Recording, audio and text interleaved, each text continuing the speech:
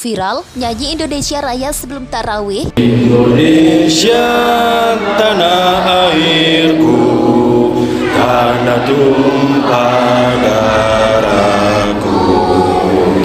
Di sanalah aku berdiri dari pandu ibuku. Indonesia kebangsaanku, bangsa dan tanah airku. Marilah kita bersatu, Indonesia bersatu. Menambahkan sesuatu yang tidak ada dalam sistematika, kaifiat, tata cara ibadah, dia bisa masuk pada posisi melakukan kesalahan yang fatal. Artinya adanya nyanyian apapun itu berarti mencampurkan sesuatu yang tidak ada dalam ajaran Islam. Jadi mutlak bid'ah, dolalah, dan jelas salah dan tidak bisa diterima secara hukum ibadah kalau secara hukum.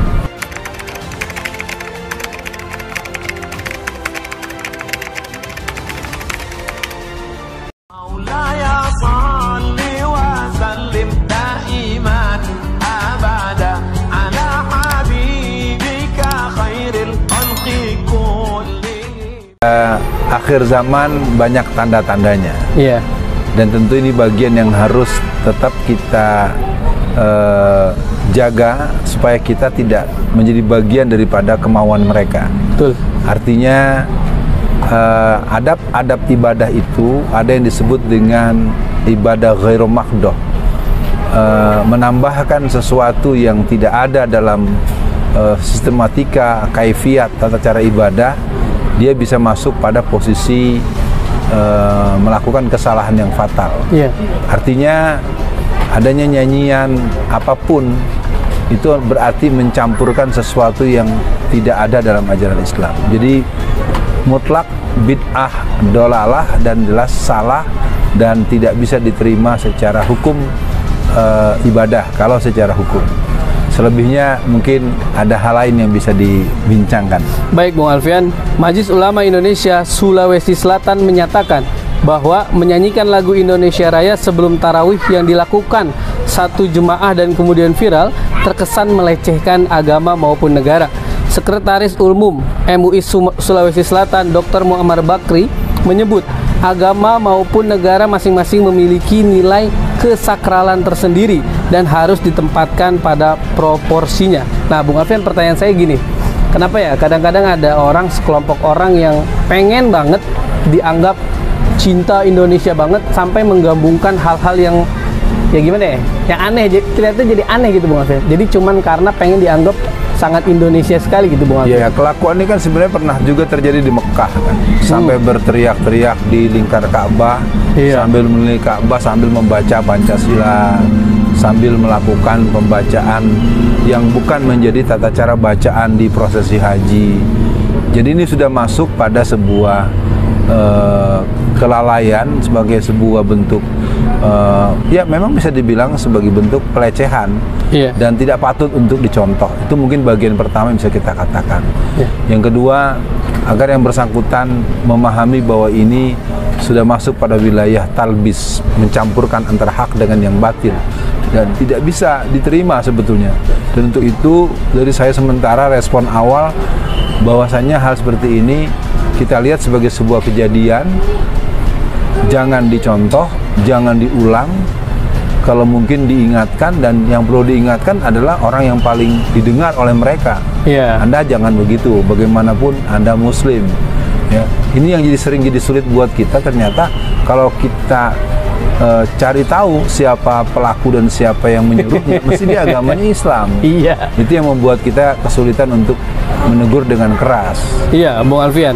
Lanjutan beritanya, sebaiknya kegiatan seperti ini tidak perlu dilakukan agar tidak terkesan melecehkan agama maupun bangsa, katanya melalui keterangan resmi di Makassar.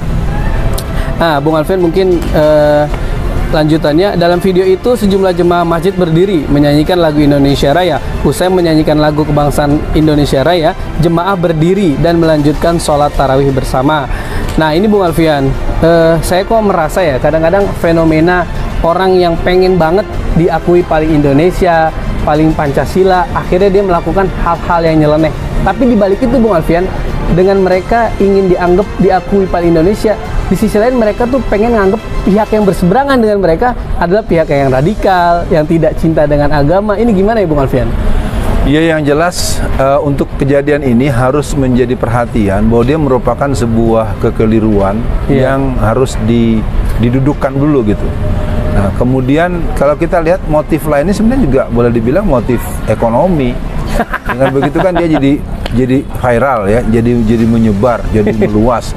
Jadi orang jadi kepada pengen tahu. Jadi ini kan sebuah bentuk mentalitas unkreatif. Artinya dia tidak kreatif, uninovatif, tidak inovatif. Jadi buat kita hal seperti ini harus menjadi penegasan bahwa kelakuan seperti ini harus segera kita keep, segera kita tegaskan bahwa ini tidak layak untuk naik tayang, ini tidak layak untuk di like, on share, segala macam itu tidak layak. Namanya buat kita tidak ada urusan untuk menyebarkan ini secara luas. Walaupun memang ya acara kita ini pun menjadi bentuk reaksi sebagai amar ma'ruf nahi mungkar kita terhadap kelakuan mereka.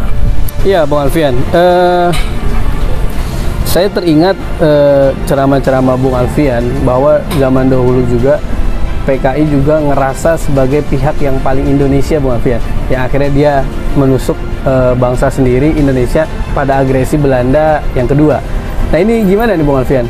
Kadang-kadang orang yang saya lihat ya, ustadz-ustadz yang cinta agamanya, orang tuanya yang dulu jadi ulama atau tokoh pembela atau pahlawan Indonesia, malah saya lihat mereka nggak suka teriak-teriak, oh soalnya ini paling Indonesia nih, tapi yang nggak kelihatan ngurusin Indonesia apa enggak apa, kadang-kadang dia ngerasa paling Indonesia, bahkan kayak PKI aja ngerasa paling Indonesia dan ngerasa paling Pancasila. Itu gimana Bung Alfian ya?